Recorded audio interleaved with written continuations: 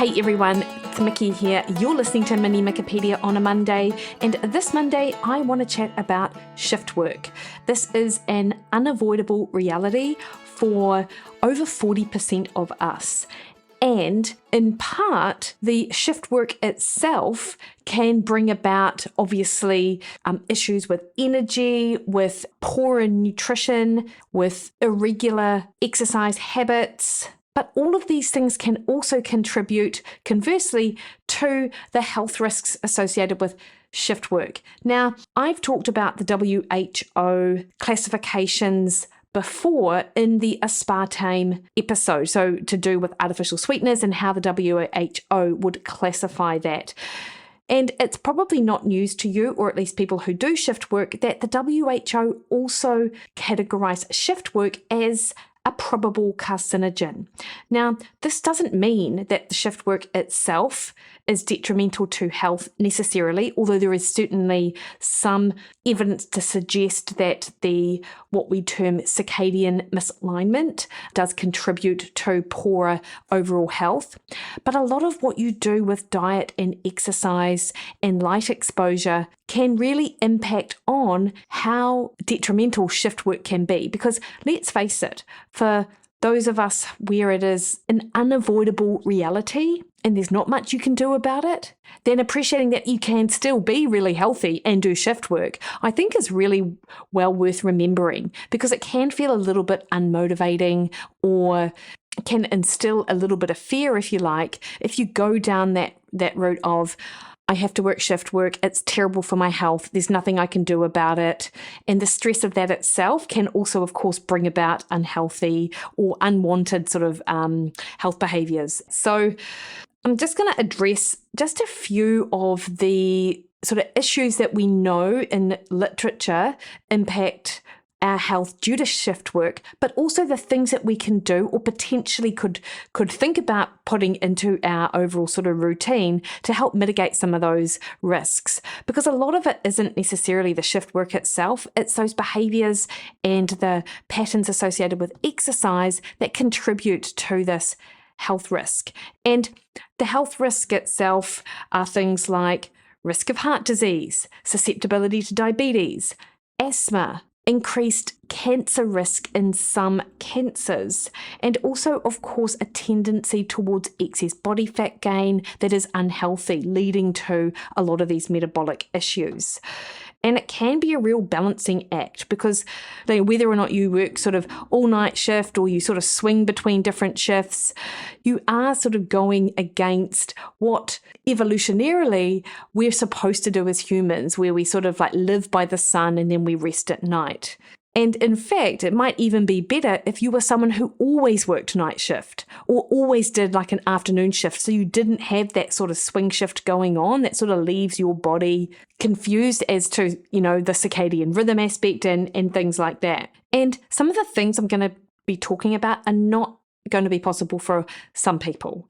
And so again, I don't want you to go, oh, well, it's all right for these people because X, Y, Z, I may as well not do anything at all because there's no point. Think about some of these things and how they may be able to fit into your sort of lifestyle and whether or not these are going to help you overall just feel better. Because one of the biggest complaints that I hear from clients who do night shift is just their energy is lacking. And then when their energy is lacking, they're not able to train as effectively or exercise as much. And that's really inconsistent for them. Or it's that their diet isn't great during those shift work hours because of the availability of these nutrient poor choices at work, and they feel they need them to help sort of prop the energy levels up across the night because of lack of sleep. And ultimately, that's one of the prevailing issues, is that you're unable to get that sort of 7.5 or 7 to 8 hours sleep that we know is really important for health. However, one of the first things I would recommend and that people talk about is acceptance of your reality. Recognize that this is your situation and that at least right in the here and now, night shift is what you have to do. So you sort of have to just embrace that. Regardless of how ideal or otherwise it is, but this will help you sort of reduce that additional stress that you cannot change. So whilst you might not be able to change the fact that you work night shift, what are some of the things that you can do to help mitigate some of the risk? And then take ownership of the things you're doing to help there. And build your confidence from the fact that you're doing some of these things which I suggest, that then shifts your mindset into being more resilient. Human beings are resilient. This is something that we know. Like in these unideal situations, we can still be strong, we can still be lean, we can still be healthy if you have the right mindset and framework around that. Because if you go into it with that mindset, then that is going to drive the behaviors and stuff that you undertake whilst during night shift. So first, let's talk about diet. So I think it's really important to prioritize your diet in and around this time. And we know that we metabolize and digest food much better during the day. That is how our sort of digestive system and all of the related hormones are set up to work most effectively in the day. And that's the same with our liver and our kidneys and our stomach. We metabolize nutrients much better. And research does show that particularly carbohydrate and refined carbohydrate, we don't metabolize that as well in the nighttime. So the other thing around diet, which just from a sort of big picture scenario, is that routine is really key. And particularly if you've got a weight loss goal, and which not everyone does, and this isn't just about weight loss, but it's good to sort of remember this, is that your body does like routine and it likes to have your meals around the certain or the same time of day. So if you can, I would try to have meals at a similar time, regardless of whether you're on night shift or you're on day shift or on your off shifts. And I know this can feel a little tricky and challenging, particularly if you're used to eating in the evening or across in your night shift as well. So some of the suggestions are to, when you have dinner before going into work to your night shift, it's not a big deal actually to shift your dinner by say an hour to 90 minutes and have it as almost, it's still dinner, but that's like your first meal if you like. And then try to go across the night without actually eating anything. Definitely stay hydrated, steering clear of caffeine, I would say, like limit yourself to a coffee and don't try to have multiple coffees to sort of stay awake, or energy drinks, regardless of whether they're sugar-free or otherwise. And try to just get in water, get in electrolytes like Element, Mineral, MNRL, Relight is another one. And try as much as you can to avoid some of the other things that you would get in work. Now, I know that there are places or workplaces, clients report that, they go into the tea room and there is like white bread and jam, and it's specifically there to help people with their flagging energy at work during night shift and to try and keep them awake. Or there might be leftovers from the morning tea through the day shift, like from a morning tea shout or a birthday shout, that might be sort of just getting old and a bit crusty, but still in that tea room. And when your energy drops and you're looking for something to perk you up, sugar is absolutely going to do it, but it's not great for your metabolic health to have a lot of that refined carbs in the evening time. So you've got your dinner meal first and foremost, and then ideally, and I'll talk about what to eat if you do need to eat during your shift, but ideally you would finish your shift, you would come home and you'd have a light sort of breakfast, and then you would go to bed, and then you would get up ideally 8 hours later and then have another meal there.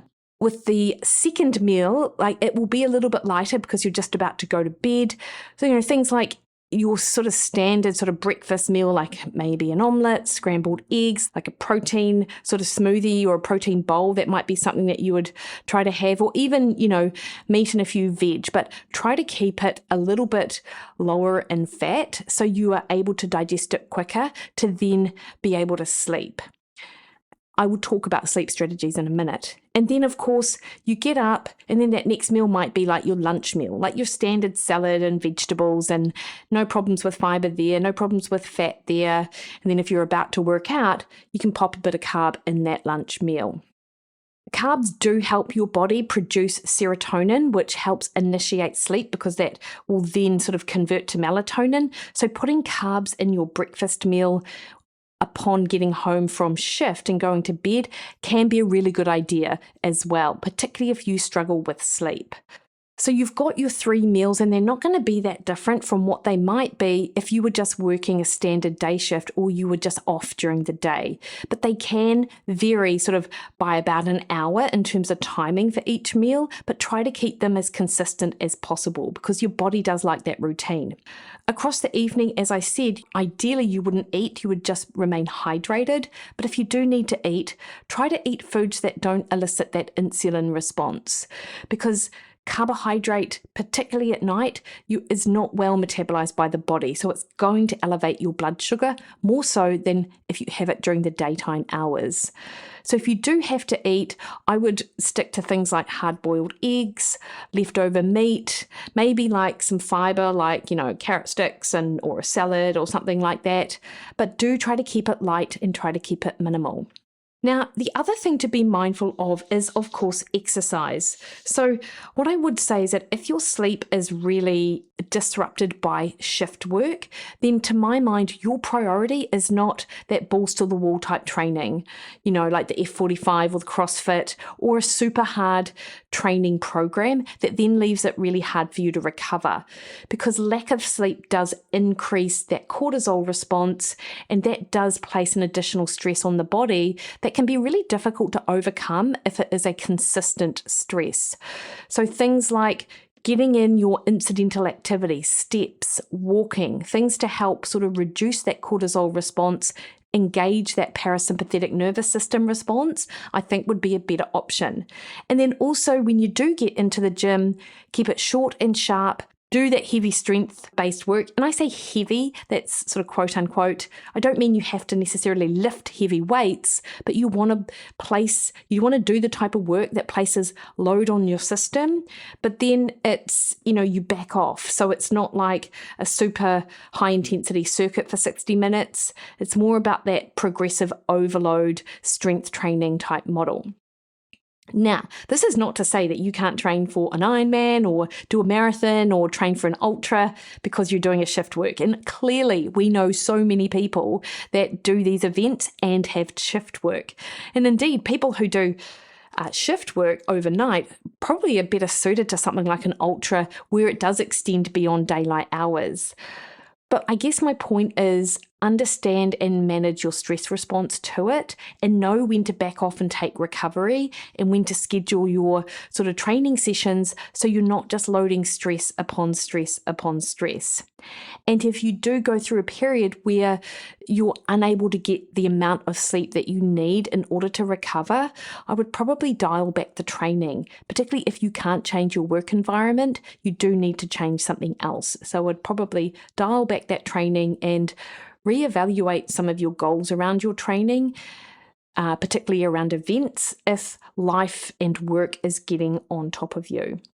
Also, when you are during during your shift work, have a think about the movement that's happening in that shift. So schedule movement breaks every hour, walk during slow periods, take the stairs. You can do push-ups and squats and things like that anywhere. So, maybe this is the thing that you do when you know that you can't fit or you can't do that sort of structured activity because we have to prioritize sleep in your sort of days off. So that's something to be mindful of as well. Another thing around sleep is particularly around sleep and light, because this is a thing. It is, of course, sleep is really important, but it's your exposure to light that then sort of impacts on all of these things that we're talking about, like the way that your body metabolizes nutrients, the stress load that's placed on the body, and things like that. So try to mimic daylight patterns as much as you can. So illuminate your workspace as much as possible. So make sure you've got really bright lights at night because that's when you want it. So you're sort of tricking your brain into being awake. But of course, as your shift nears its ends, if you've got some blue light blocking glasses, I would put them on so your brain starts to dampen and dim down that light. So it sort of thinks that now it's nighttime. So you're sort of tricking your brain a little bit. I wonder if now is a really good time to tell you that if you have blue light blocking lenses in your everyday glasses, I would try to swap them out so you don't have that, and you do get exposure to that natural light when you should have it. This is for anyone, not night shift workers, but just for anyone. It's a real thing right now that a lot of the prescription glasses are actually coming automatically with blue light blocking lenses. So just talk to the manufacturer of your glasses or the shop that you're buying them from about that. But anyway, blue light blocking glasses though are actually going to be good for you in those sort of couple of hours leading up to the end of your shift. And then on your way home, you might want to wear sunglasses or something like that that'll cut out that blue light. And you get home, try as much as possible to sort of block any of the light that's really coming in, that natural light, because you want to try and simulate the fact that it's nighttime and you're about to go to bed. So have the light meal, as I talked about, that's easy to digest. Potentially add in those carbs if you struggle with sleep, be it rice, be it potatoes, sweet potato, rolled oats, something like that. You don't need a ton, but include them in your meal. And then in your actual bedroom, you do want those to try and block out as much natural light as possible. Ideally, you'll have the air temperature will be cool, and wear an eye mask and ideally earplugs if you can handle anything in your ear.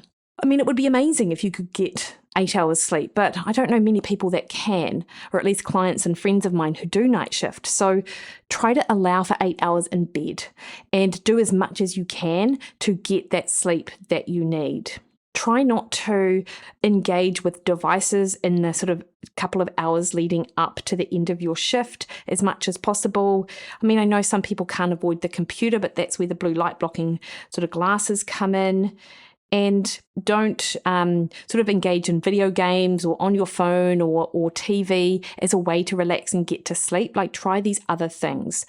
Taking magnesium could be really helpful. Also, taking a ZMA supplement can help you relax, and that's easy to find in a supplement shop. And ZMA is a nutrition supplement that contains zinc, magnesium, and vitamin B6. Now, the magnesium I like, if it wasn't a ZMA supplement, would be the magnesium powder from Mega Magnesium, which has magnesium glycinate. Also helps cool the body temperature and gets your brain sort of ready for sleep. It also has B6 in it along with taurine. And I do know one that is quite popular at the minute. It's the Pillars brand of supplements. So they've got a really good magnesium also. So taking something like that can also help your brain wind down, help you relax, and sort of prepare yourself for sleep. Now, we can't get melatonin across the counter here in New Zealand. There are studies to say that 3 milligrams of melatonin obviously can help initiate sort of sleep. It does more than that as well. Melatonin is an antioxidant, actually, so it can be super beneficial for health and reducing free radical damage and oxidative stress. But 3 milligrams is actually quite a lot, given it's probably about 10 times the amount that we naturally sort of produce. So I would be mindful of that if you are asking your doctor for prescription melatonin to help with sleep or anything like that. Be really mindful of the dose. And then when you get up, get as much natural light in as possible. And when you get up, that's sort of the time where you're outside, getting fresh air, getting your exercise in. And across the evening time before you go to work, make sure you've got that artificial light really bright to help you wake up. And during sort of winter days where there's not a lot of sunlight, where the sun sort of goes down at 4 or 5 o'clock, this is when getting the sort of the seasonal light devices like the sunbox can be really helpful. And even having that in your peripheral vision when you eat your lunch or eat your dinner or something like that can really help with getting your brain sort of alert and active for the evening to come. So overall, with diet, exercise, and your sleep patterns, you can really mitigate a lot of the risk factors associated with engaging in shift work over a long period of time. Because a lot of the sort of implications of shift work really do stem from these metabolic problems that occur through to blood sugar mismanagement or dysregulation and inability to exercise and gaining weight because of the lack of exercise and the poor nutrition habits that occur overnight. So a lot of this is within your control, even if the shift work isn't. So in summary then, diet, you want it to be routine and consistent. You want it to be high protein, carbohydrate in the meal before you go to sleep. You want to ideally fast overnight but remain hydrated. Yet if you are eating, make sure it's sort of protein and a bit of fiber and not like high fat or not high carbohydrate. With your exercise, you want to listen to your body's cues so you're not overstressing the system. And if you are overstressing the system, make sure that you're doing that, you're getting a lot of that incidental activity, you're doing some of the sort of strength-based training stuff, and that's your priority. But of course, absolutely train the way that you can for your event if you need to, but just monitor your recovery from that and understand when you might need to sort of pull back or when it's okay to go sort of full throttle. And of course, your sleep is absolutely key, and really setting up your sort of sleep hygiene to simulate nighttime in the morning is going to be your best bet to helping your body recover and helping sort of mitigate a lot of the issues that we see with shift work. And I went through a number of the things that you can do that can help support you with that. And I did mention caffeine, and I will say again, try as much as you can to steer clear of it across your night shift and limit it to just before you go to work rather than across the shift. And look, all of this is the ideal situation. And ideally, you would have all of these things in place, but there is no such thing as, there is. There is excellence and there is perfect, and no one is perfect, but you can sort of aim to be excellent in a few of these areas. So hopefully for those people who do shift work, there are some tips here that either you're doing and you're like, oh, cool, the research supports what I'm doing. Or you're like, oh, I might try that actually. That doesn't sound like a bad idea. So that's shift work for you. We are resilient. It's not ideal for our long-term health to be doing shift work, but you can manage your situation with some of these strategies and just be that awesome person. All right, team, have a great week. You can catch me on Threads, Instagram, and Twitter at Mikki Williden. Over on Facebook at Mikki Williden Nutrition. Head to my website, mikkiwilliden.com, book a one-on-one call with me, or sign up to one of my fat loss plans. All right, team, see you later.